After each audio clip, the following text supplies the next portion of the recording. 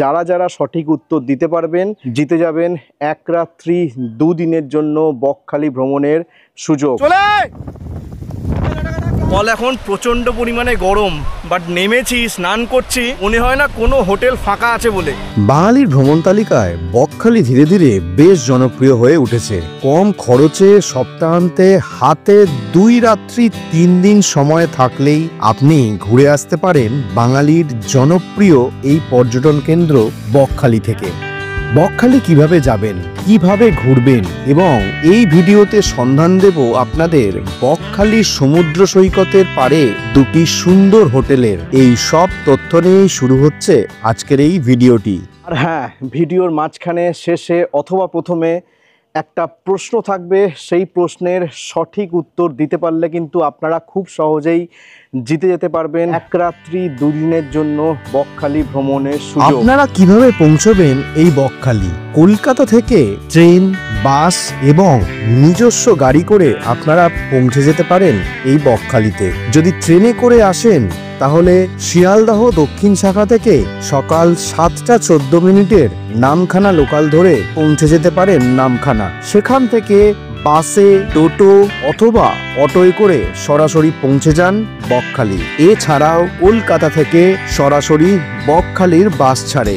বাসের time table আমি স্ক্রিনে অথবা ডেসক্রিপশন বক্সে দিয়ে দিলাম। আর যদি নিজস্ব গাড়ি করে আসেন সেক্ষেত্রে সেই রুট ম্যাপও আমি স্ক্রিনে অথবা ডেসক্রিপশন বক্সে দিয়ে দিলাম। এরপর বকখালি পৌঁছে আপনাদের প্রথম কাজ হলো একটি ভালো হোটেল খোঁজা। এখানে আপনারা বিভিন্ন মানের এবং বিভিন্ন বাজেটের হোটেল পেয়ে যাবেন এই বকখালিতে। কিছু হোটেলের নাম এবং ফোন নম্বর সহ আমি স্ক্রিনে অথবা ডেসক্রিপশন বক্সে দিয়ে রাখলাম। তবে এই ভিডিওতে আপনাদের সন্ধান দেব বকখালির একদম সমুদ্র সৈকতের পারে 2টি সুন্দর হোটেলের। চলুন যাওয়া যাক। এইটা হচ্ছে এনাদের নতুন বিল্ডিং আর এইটা হচ্ছে পুরনো বিল্ডিং। আর এইখানে আরও সমস্ত রুমের কাজবাজ চলছে। গেট থেকে বেরিয়েই ওইদিকে কিন্তু সমুদ্র। তো চলো এই বিল্ডিংয়ের রুমটা একটা দেখিয়ে দিন আমাদের। এই হচ্ছে নতুন বিল্ডিংয়ের রুম J102। তো রুমটা জাস্ট একটু দেখে নাও। Well decorated room. এইদিকে একটা বড় কুইন সাইজের বেড আছে, এদিকে টিভি আছে, এদিকে প্লাগ পয়েন্ট আছে, এসিও আছে, এইদিকে একটা বড় মিরর দেখতে পাচ্ছি। আর ওয়াশরুমটা একটু জাস্ট দেখিয়ে দেবো। ওয়েস্টার্ন টয়লেট, গিজার, সমস্ত কিছু নিয়ে এরকম সুন্দর। আর এই দরজাটা খুললেই একদম ব্যালকনি, আর ব্যালকনিতে বসে এরকম নীল বকখালির সমুদ্র উপভোগ করতে পারবে। জাস্ট দেখো, এরকম একটা বড় ব্যালকনি আছে। এখন এসে পৌঁছালাম আজ হোটেল বিচ বাংলো। এটাতে আমি আগেও স্টে করেছিলাম। এনাদের রিসেপশনটা দেখেছেন, মানে বিশাল বড় একটা রিসেপশন। দরজা দিয়ে ঢুকে কিন্তু এখানে একটা বিশাল বড় রিসেপশন। এখানে ওয়েটিং এরিয়া থেকে শুরু করে সমস্ত কিছু আছে। সিঁড়ি দিয়ে উঠেই এইদিকে আছে হচ্ছে 201। এটা কিন্তু সব থেকে বড় রুম। এবং এখান দিয়ে এসেই এইদিকে একটা ডাইনিং এরিয়া মতো করা আছে। আর এই হচ্ছে আমাদের রুম 202। দিয়ে ঢুকেই আপনারা এইদিকে পেয়ে যাবেন হচ্ছে মিরর, এবং এখানে আছে হচ্ছে একটা আলমারি। যাই হোক, এদিকে আছে টিভি, এদিকে আছে টেবিল, গ্লাস, জলের বোতল দিয়ে গেছেন, এসি আছে রুমে, কিন্তু এসিও আছে পরিচ্ছন্ন। এবং এই রুমের সব থেকে যেটা ভালো, যার জন্য এই রুমটা বুক করা, দেখুন এখান থেকে যে সুন্দর ভিউটা আপনারা পাবেন। এই এত বড় একটা ব্যালকনি, আর এই ব্যালকনিতে বসেই আপনারা উপভোগ করতে পারবেন এই সমুদ্রের, বকখালির বিচের মজাও নিতে পারবেন এই ব্যালকনিতে বসে। আর আপনাদের কোথাও যেতে হবে না, মানে এইটার মতো সুন্দর প্রপার্টি গোটা বকখালিতে নেই। আর আজকের ভিড়টা জাস্ট দেখুন, আমি আপনাদের দেখাচ্ছি। এই হচ্ছে ওয়াশরুম। ওয়াশরুমে কিন্তু গিজার থেকে শুরু করে এইদিকে একটা মিরর, এইদিকে বড় ওয়াশরুমটা কিন্তু বেশ বড়, স্নানের জন্য আলাদা স্পেস আছে। এইদিকে ওয়েস্টার্ন টয়লেট, এদিকে বেসিন, এদিকে গিজার, বেশ পরিষ্কার পরিচ্ছন্ন কিন্তু ওয়াশরুমটা। এছাড়াও কিন্তু এনাদের যেই নতুন প্রপার্টিটা হয়েছে, এই নতুন প্রপার্টিরও একটা রুম আমি আপনাদের সাথে একটু শেয়ার করে দিচ্ছি। এই কিন্তু আপনারা এরকম একটা টিভি পেয়ে যাবেন। এখানে আছে দুজনের বসার টেবিল, ওখানে চেয়ার, এবং এইদিকে বেশ বড় একটা বড় খাট। অনায়াসে কিন্তু আপনারা 3 জন থাকতে পারবেন। এখান থেকে একটা এরকম সুন্দর ভিউ পাবেন, প্যারালালি একটা সমুদ্রেরও ভিউ পেয়ে যাবেন। এদিকে আছে একটা বড় মিরর, মিররের ভেতর এক্সট্রা বালিশ থেকে শুরু করে কম্বল সমস্ত কিছু দেওয়া আছে। এবং এইটাকেই এবং এই দিকে আছে একটা ব্যালকনি, যেখানে এরকম একটা পুকুরের ভিউটা আপনারা সাইড ভিউটা কিন্তু পেয়ে যাবেন। এই রুমের আবার দুটো ব্যালকনি, এই দিকেও একটা ব্যালকনি প্লাস এই দিকেও, মানে চমৎকার চমৎকার, মানে সুন্দর হাওয়া দিচ্ছে। মানে এখান থেকে আপনারা দুটো ভিউ আপনারা উপভোগ করতে পারবেন, এই সামনেই সমুদ্র এবং এই দিকে পুকুর। হোটেল নেওয়া কমপ্লিট, এবার কি করবেন? এবার সোজা চলে যান সমুদ্র স্নানে। নেমেছি, স্নান করছি, আজকে প্রচুর লোক, মানে বকখালি আজকে মানে পুরো ভিড়ে পরিপূর্ণ, মনে হয় না কোনো হোটেল ফাঁকা আছে বলে। যাই হোক, তবু আমরা এখানে স্নান করছি এবং খুবই এনজয় করছি আমরা। তোমরাও আসলে খুব এনজয় করতে পারবে, আমাদের ভিডিওটা পুরোটা দেখবে। সমুদ্র স্নান থেকে ফিরে এসে লাঞ্চ সেরে নিন। আপনারা বকখালি বাস স্ট্যান্ডের সামনে কিছু খাবার হোটেল আছে, সেখান থেকেও সেরে নিতে পারেন আপনাদের লাঞ্চ। এরপর সন্ধ্যায় যে বকখালি সমুদ্র সৈকত, সেটা কিন্তু সকালের থেকে একদমই আলাদা। সন্ধ্যার বকখালি মার্কেটে গেলে আপনারা প্রচুর দোকানপাট দেখতে পাবেন, আপনারা কেনাকাটিও সেরে নিতে পারেন কিন্তু। এবং বিচের ধার বরাবর পেয়ে যাবেন বিভিন্ন রকমের দোকান। তবে এই বকখালির সব থেকে যেটা আকর্ষণীয় সেটা হলো টাটকা মাছের দোকান। কিছুটা সময় সমুদ্রের পাড়ে বসে কাটিয়ে দিন এবং হোটেল ফেরার সময় একেবারে ডিনার সেরে চলে যান হোটেলে।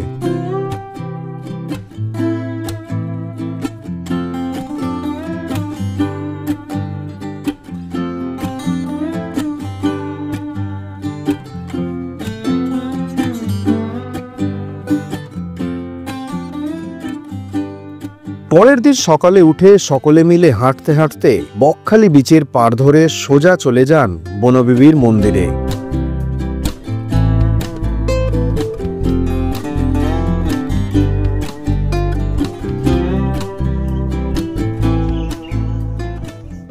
সেখানে কিছুটা সময় কাটিয়ে চলে আসুন হোটেলে। হোটেলে ফিরে সমুদ্র স্নান সেরে ফ্রেশ হয়ে লাঞ্চ কমপ্লিট করে বিশ্রাম নিয়ে আপনারা বেরিয়ে যান বকখালির আশেপাশের কয়েকটি জায়গা ঘুরে দেখতে।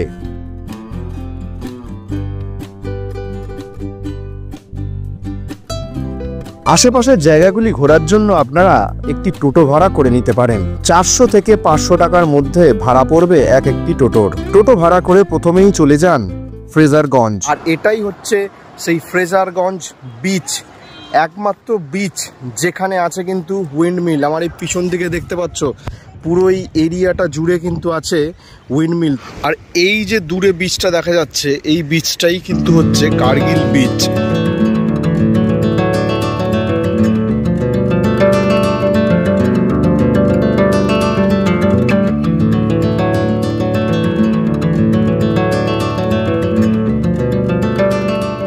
ফ্রেজারগঞ্জ ঘোরা হয়ে গেলে এরপরে চলে যান কার্গিল বিচ এবং বেনফিশ মৎস্য বন্দর। ঠিক এইভাবে সারি সারি চারিদিকে এরকম সারি সারি মাছের ট্রলার, চারিদিকে পুরো ভর্তি। এই বন্দরটায় এসে আর কি সমস্ত মাছ খালি করে।